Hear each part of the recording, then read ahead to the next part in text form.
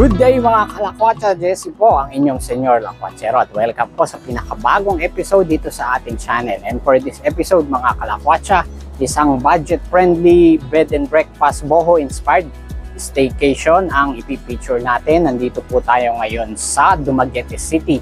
So kung magpaplano po kayong mag-travel sa Dumaguete City and you're looking for a affordable stay, this might be the perfect episode for you. Welcome po dito sa Gabby's Bed and Breakfast.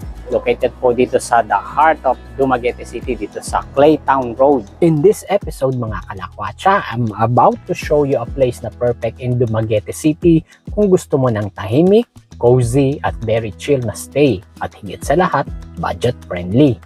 Gabby's Bed and Breakfast is a simple yet homey spot that's perfect for travelers, staycation vibes, or kahit quick escape lang from the busy life. So if you are planning to visit Dumaguete, also known as the City of Gentle People, and naghahanap ka ng maayos at comfortable na matutuluyan, stick around because I'll be giving you a quick tour and sharing my experience here at Gabby's Bed and Breakfast. Tara, let's go! So samahan niyo po kami as we fully explore this place and let's all see what Gabby's Bed and Breakfast has to offer. At sa later part po ng ating video, abangan niyo yung aming important things to consider na at makapagbigay kami ng suggestion sa inyo kung ang Gabby's Bed and Breakfast po ba ay mako-consider nyo as your next vacation venue sa inyong pagpunta dito sa city ng Dumaguete. Uy mga kalakwatsa, kung nagustuhan nyo po ang video naming ito, please like and share to your friends and loved ones. At hinihingi po namin ang inyong suporta. Please subscribe to our channel, hit the subscribe button, kasama na din po ang notification bell para lagi namin kayong naipapasyal at nadadala sa magaganda at exciting destinations dito sa ating channel. So ano po pong hinihintay natin? Tara! Let's explore Gabby's Bed and Breakfast. Lakwatsa na tayo. Let's go!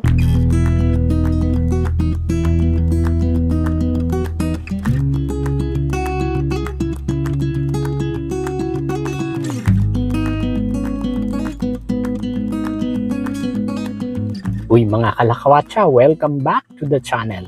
So today, nandito tayo sa Dumaguete City kung saan gentle ang people, gentle ang vibe, at hopefully gentle din ang wallet natin. Just a 7 minutes travel time from the airport and we are checking in at Gabby's Bed and Breakfast, a place that promises bed, breakfast, and hopefully solid tulog after a long day. Before tayo pumasok, let me just show you muna yung vibe dito sa labas ng Gabby's Bed and Breakfast kasi honestly, dito pa lang panalo na. Paglabas mo pa lang, mararamdaman mo na agad yung laid-back Dumaguete vibe. Tahimik, presko, at parang slow motion ng buhay. Walang nagmamadali, walang stress. Parang sinasabi ng paligid, relax ka lang, bakasyon mo to.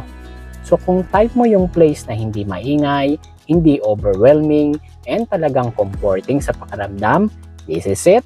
Very simple, very peaceful, very Dumaguete. Okay, so pagpasok pa lang dito sa Gabby's Bed and Breakfast Restaurant, mapapansin mo agad yung super chill at homey na ambience. Hindi siya intimidating, hindi siya stiff. Parang sinasabi ng place, relax ka lang, welcome ka dito. Simple lang yung setup pero warm ng feeling. Soft lighting, sakto siya for slow breakfast, casual kwentuhan or kahit solo time habang nagkakape at nagmumuni-muni ng life. Perfect siya kung gusto mo ng peaceful breakfast or brunch na walang pressure, walang ingay, just good food and good Dumaguete vibes. These stairs beside the restaurant will lead you sa second floor kung saan located ang kanilang very relaxing lounging area. Sobrang relax ng vibe dito. Perfect spot to chill after a long day of exploring Dumaguete. Yung interior is very homey meets tropical. Ang ganda ng drapes, ceiling fabrics. It gives off such a breezy and light atmosphere. Plus, look at those colorful throw pillows and rustic bamboo walls. Stay here with a good book or just to hang out alone for a quiet time or with friends. They even have a water station here, so very convenient for guests. Literal na bahay bakasyonan feels talaga. If you're looking for a place na hindi lang komportable ang tulugan pero pati ang tambayan, this is definitely the spot.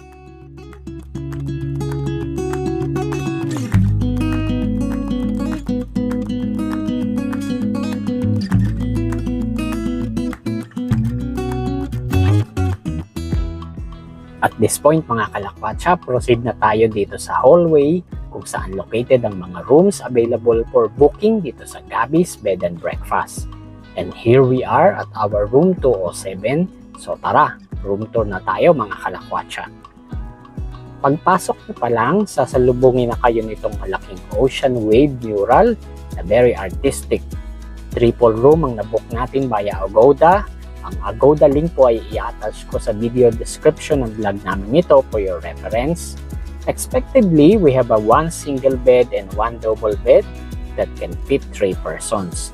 It's clean and definitely has that home away from home feel na signature ng Gabby's.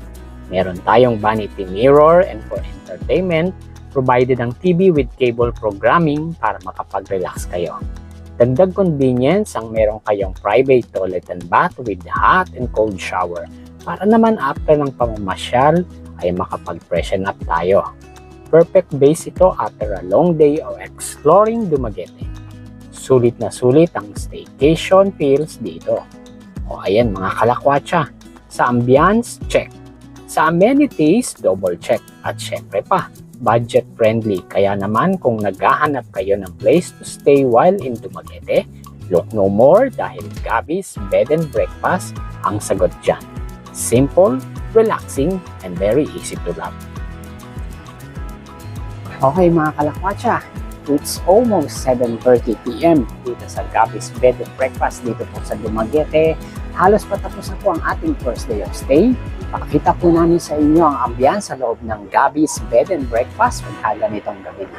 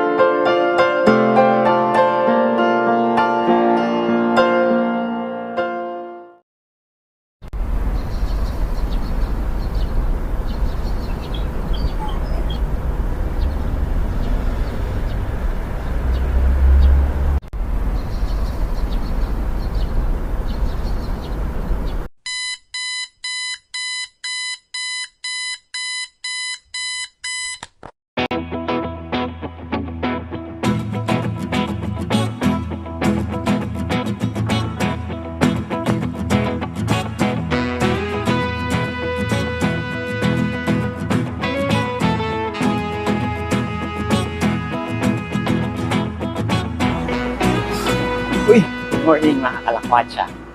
Ang ganda po ng umaga dito sa Dumaguete City. It's our second day dito po sa Gabby's Bed and Breakfast. It's a brand new day, a brand new hope, a brand new beginning, and we thank the Lord for all of these blessings.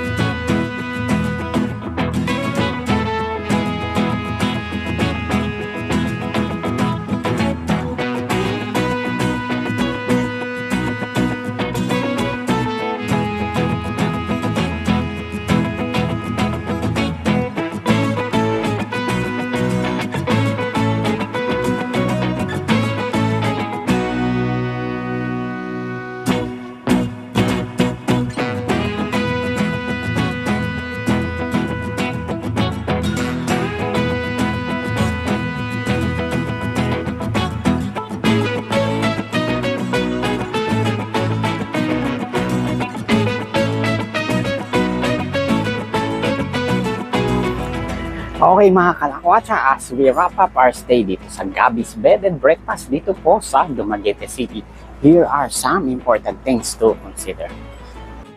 First things first mga kalakwatsa, expect the unexpected sa interiors. Very colorful at puno ng details ang bawat room, which is great for the gram, pero take note, medyo compact or bare bones ang rooms. Kung marami kayong gamit, baka medyo sumakit.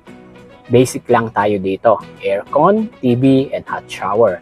Don't expect a fridge or kettle sa loob ng standard rooms, pero don't worry, the vibe makes up for it. Mga kalakwatsa, ito ang highlight. Ang Gabby's is actually famous for their on-site restaurant. Pag nag-book kayo, usually, may kasama na itong breakfast. Simple lang siya like toast or local budbud pero sobrang sarap ng menu nila if you want to order more. Try their cucumber lemonade and their all-day breakfast meals. Kahit hindi ka dito stay, dinadayo talaga ang food nila. Now let's talk about location. Gabby's is located sa Claytown, Barangay Daro. Medyo malayo sa ingay ng main city center at Rizal Boulevard, so it's very peaceful. Hindi siya walkable sa main tourist spots. You'll need to ride a tricycle mga 10 to 15 minutes para makapunta sa Silliman University or sa Boulevard. Kung gagabihin kayo, medyo mahirap kumuha ng trike papasok sa subdivision, so better have a contact number o pa-local driver. Usually, 2 p.m. ang check-in. Strict sila dito, so if you arrive early, you might have to chill muna sa restaurant area nila. Typical B&B style ito, so if nasa upper floors kayo, prepare for a bit of a climb sa stairs. Generally, pets are not allowed, so sorry na lang muna sa ating mga fur babies. In terms of price, champion ito. It's a 2.5-star hotel pero ang value for money is 10 over 10. Perfect ito for backpackers, solo travelers, or couples na ang priority ay aesthetics and budget over luxury. So mga kalakwatsa, is Gabby's Bed and Breakfast for you? Kung hanap mo ay affordable, artistic, at masarap na food, definitely yes. Pero kung hanap mo ay hotel grade space and luxury, you might want to look elsewhere. Uy mga kalakwatsa, kung nagustuhan nyo po ang video namin ito, please like and share to your friends and loved ones. Any reaction po and questions with regards to this video, pakilagay nyo po dyan sa comment sections. At hinihingi po namin ang inyong suporta. Please subscribe to our channel, hit the subscribe button, kasama na din po ang notification bell para lagi namin kayong naipapasyal at nadadala sa magaganda at exciting destinations dito sa ating channel. I-attach ko po ang official Facebook page ng Gabby's Bed and Breakfast para sa inyong booking at further inquiries. Salamat po mga kalakatsa sa inyong panonood. And till our next episode, God bless you all. Bye-bye for now.